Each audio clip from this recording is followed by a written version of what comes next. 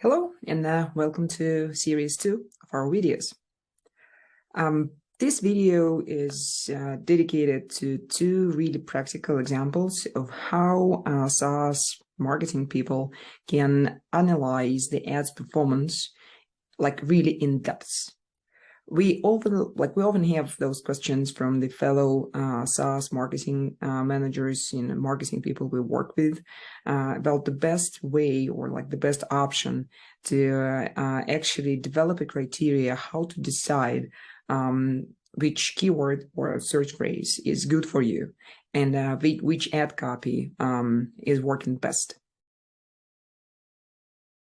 So the first example that I would like to show you, and this is a really straightforward tactic, we recommend applying on a bi-weekly basis approximately to all the paid ads that you monitor, or if you don't do it like yourself, this is a good practice to ask the agency or your PPC specialist to provide that kind of report to you on a regular basis. And this is, we called it the search terms review or search queries report, SQR. And what we do, we pull all the keywords and all the search terms from our Google Ads and Microsoft Ads accounts and from all of the campaigns. And we analyze them for a set of metrics, which is really specific and really straightforward to implement. We tend to include the following metrics in this report. There's going to be clicks, impressions, CTR, CPC, cost, the amount of leads that you've got, cost per lead, and conversion rate. So those metrics alone will give you a good understanding of how the keywords are performing so that you can start comparing them or benchmarking them depending on what exactly you're looking for. But we have developed a really specific criteria how to make decisions based on that data. The key here is to have the target CPL, cost per lead. You can define it in multiple ways, and probably like in a separate video, we will share the tactics of how to understand what is the good CPL. But let's say that you already have a target for your cost per lead for your SaaS business. So how to make decisions based on that data and the data that you just pulled from the ads campaigns. So the first thing to look at is the CPL and benchmark it against your target CPL. If the keywords or search term or a cluster of the keywords gives you leads below the CPL, the decision is obvious. You just continue bidding on them and no changes are usually required to those keywords. If the keywords or like a search phrase is bringing you CPL above your KPI, above your target CPL, but within the 2 to 3 times X your CPL, then we usually recommend keeping those keywords or search phrases active, but applying some optimization techniques. Decreasing the bids, changing the bidding strategy, looking at the landing page, so doing the typical pay-per-click work.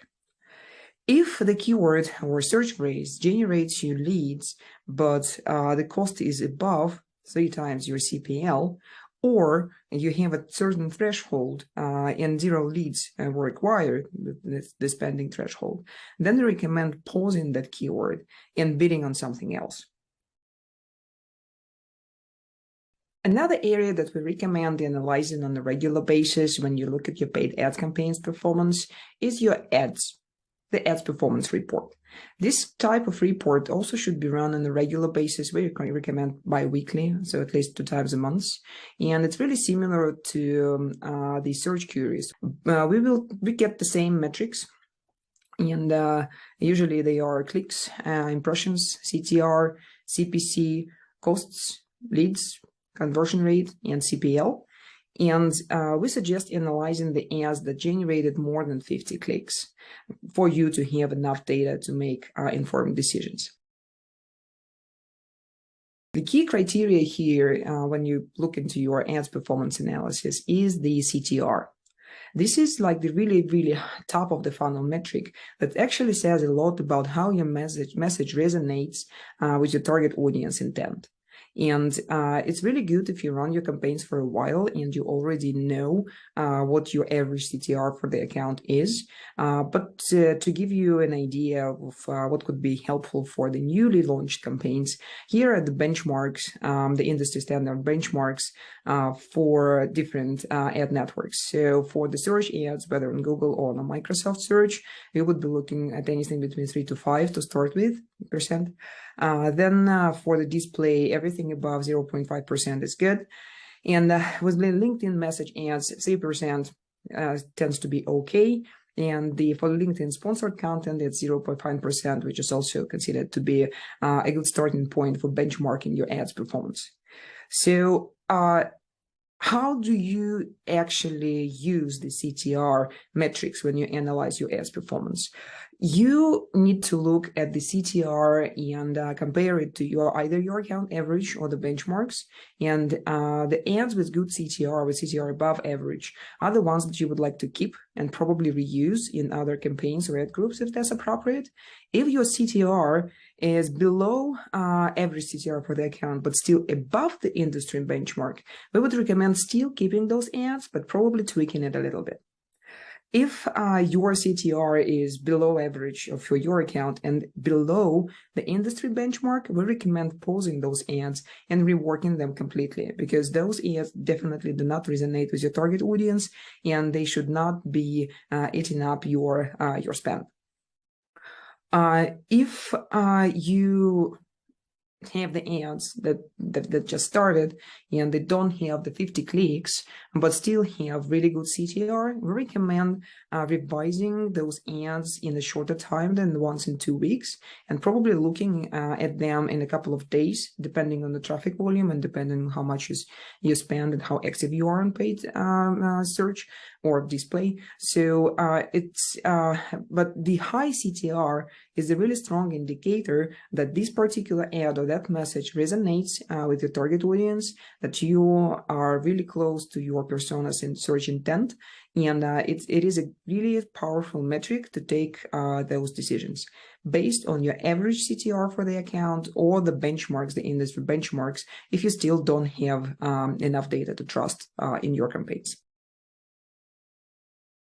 One of the really powerful technique to use when you're analyzing your paid ads performance is to get a rollback to not just the CPL, or cost per conversion, but also to the cost of the MQL and SQL.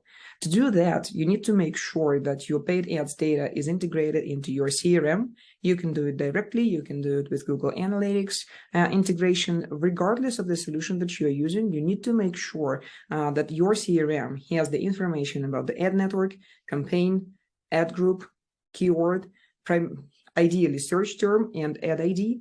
Those are the metrics that we highly recommend every SaaS owners to, like marketers, to have in their CRM, because this is the bridge that you're building between the front end metrics that you get from the paid ad systems and the back end metrics that you have in your CRM as the signals from your sales team. What to do with this data? When you look at the paid ads performance and the costs, of course, costs are really important to have. You will be then able to see what is the real cost of your MQL, what is the real cost of your SQL, and of course, what is the real cost of sale. Yes, there are some attribution problems here, and usually people interact with you via multiple sources, but to justify the spend on the paid ads, you need to make sure that you store all this data, all those important criteria in your CRM, and you check back not just the front-end metrics of your ad campaigns, but also a combination of the front-end metrics and the back-end metrics. And you do those reports again on a regular basis, preferably once a month. But for some proactive SaaS companies that we worked with, we run those reports on a weekly basis. Why? Because the dynamics of the paid ad spend was that high that we needed to make quicker decisions. And this is where that combination of the front-end paid ad system metrics with CRM metrics became invaluable. You would need to combine everything into one report and make sure that you can trace back the performance of your ad campaigns to your MQLs and SQLs and back. Knowing the cost per sale or knowing this sales cycle stage will give you a ton of information about how you can optimize your campaigns right away. And of course, it is really important to look not on just like what's working on your MQLs and SQLs, but also on what's not working, about to your disqualification rate, to your not a fit leads. So something that the sales team rejected. This is also a great basis for your analysis of what is not working, where you need to optimize your spend right away, where you need to kind of cut it down and pump it into something that really works for your organization. I hope it's useful. Thanks for watching.